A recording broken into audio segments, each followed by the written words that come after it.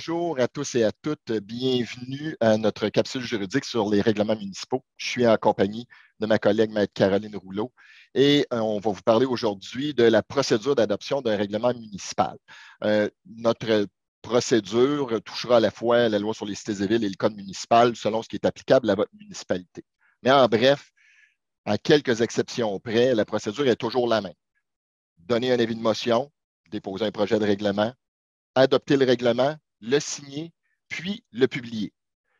Vite comme ça a l'air simple, mais ce sont des formalités qui doivent être respectées et le non-respect de ces formalités-là peut, dans certains cas, amener la nullité du règlement ou encore enlever tous les effets utiles au règlement, d'où l'importance de bien posséder une connaissance de chacune de ces étapes-là. Alors, pour connaître les étapes à suivre pour l'adoption d'un règlement, il est important d'en identifier l'objet puisque certains règlements, par exemple les règlements d'urbanisme ou les règlements en matière d'emprunt, vont nécessiter une procédure plus longue. Pour les fins de la présente capsule, par contre, nous allons nous limiter à la procédure dite de base en attirant votre attention avec quelques commentaires sur des règlements particuliers, mais on n'entrera pas dans les détails en soi, ça pourrait faire l'objet de capsules distinctes. Je cède maintenant la parole à ma collègue, Maître Caroline Rouleau, qui nous parle de l'avis de motion et du projet de règlement. À toi, Caroline. Merci Stéphane. Effectivement, l'avis de motion et le projet de règlement, c'est les deux premières étapes du processus réglementaire. Donc, l'avis de motion est simple. Il est donné par un membre du conseil lors d'une séance. Puis, il a pour but d'informer à la fois les membres du conseil et les personnes intéressées du sujet du règlement qu'on entend adopter.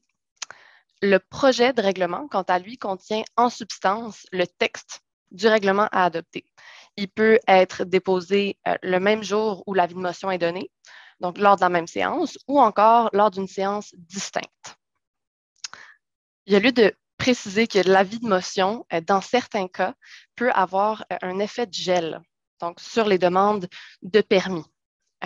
Cet effet de gel-là s'applique pour certains règlements de façon automatique. C'est le cas du règlement de lotissement et du règlement de zonage, par exemple. Mais pour avoir l'effet de gel qui est souhaité, l'avis de motion doit être suffisamment précis pour informer les citoyens, les employés municipaux de l'effet qui est souhaité du règlement à adopter. Donc, une façon de s'assurer que l'avis de motion est suffisamment précis, c'est d'insérer à l'avis de motion une référence au projet de règlement. Donc, dans la mesure où le projet de règlement est déposé lors de la même séance où l'avis de motion est donné. Lorsque le projet de règlement est déposé, dès que possible après son dépôt, il faut mettre le projet de règlement à la disposition du public. Donc, une fois que ça c'est fait, on pourra passer à la prochaine étape, qui sera l'adoption du règlement.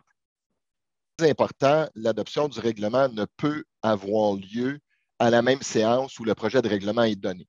La loi nous dit qu'obligatoirement, ça a lieu lors d'une séance distincte qui doit se tenir au plus tôt le deuxième jour qui suit la séance où le projet de règlement est déposé. Ce qui signifie, dans le fond, qu'il faut au moins une journée complète de 24 heures entre la séance où on a donné notre avis de motion et dépôt du projet de règlement et la séance où a lieu l'adoption du règlement lui-même. Une question qui nous est souvent posée, est-ce qu'il se peut que mon règlement diffère légèrement de mon projet de règlement? La réponse est oui. On peut adopter un règlement avec certains changements par rapport au projet de règlement, mais ça ne peut jamais avoir pour effet de changer l'objet même du règlement. Dans le cas contraire, notre règlement adopté serait nul. Une fois adopté, le règlement devra être signé par deux personnes. Premièrement, par le maire ou encore par le président de la séance du conseil où le règlement est adopté. Puis deuxièmement, par le greffier ou encore par le greffier trésorier. Une fois les signatures apposées, le règlement, par contre, n'est toujours pas en vigueur.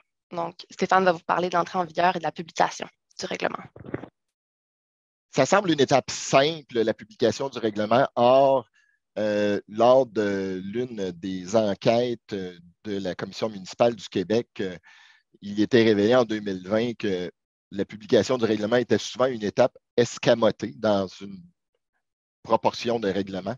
Or, bien qu'il n'y ait aucun délai prévu entre l'adoption et la publication du règlement, c'est quand même le point culminant du processus réglementaire, puisque notre règlement n'entre en vigueur qu'au moment où il est publié.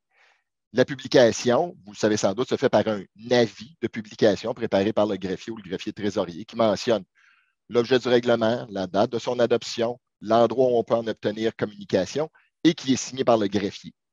L'avis va être publié à 2 endroits, au bureau de la municipalité et dans un journal diffusé sur le territoire de la municipalité. Lorsque le code municipal s'applique, on peut aussi prévoir par résolution que la publication de l'avis va s'effectuer à d'autres endroits. Par ailleurs, notez que dans plusieurs municipalités, on a décidé d'adopter un règlement sur les modalités de publication des avis publics, ce qui est permis depuis le PL 122, depuis juin 2017. Et à ce moment-là, on peut prévoir des modalités autres que celles que la loi prévoit. Dans ce cas-là, le règlement doit obligatoirement prévoir une publication sur un site Internet et si un tel règlement est en vigueur, à ce moment-là, ce sont les dispositions du règlement qui vont prévaloir sur celles de la loi sur les cités et villes ou du code municipal. En plus de l'avis de publication, il y a certains règlements qui vont devoir être publiés intégralement sur le site Internet de la municipalité. Je vous donne un exemple, le règlement de gestion contractuelle ou tout autre règlement qui découle de la gestion contractuelle, un règlement déléguant le pouvoir de faire une dépense ou un règlement ou une politique sur l'acquisition responsable. La loi prévoit que de tels règlements ou politiques doivent être publiés intégralement sur le site Internet de la municipalité. Si la municipalité n'a pas de site Internet, à ce moment-là, ce sera sur le site de la MRC. Certains règlements nécessitent, avant leur publication et leur entrée en vigueur, d'obtenir des approbations.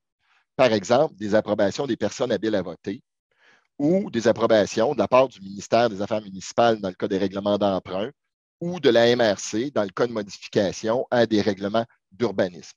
Dans ces cas-là, la publication ne pourra être faite qu'une fois les approbations obtenues et donc notre règlement n'entrera en vigueur qu'une fois les approbations obtenues et la publication du règlement effectué suite aux approbations qui auront été obtenues conformément à la loi.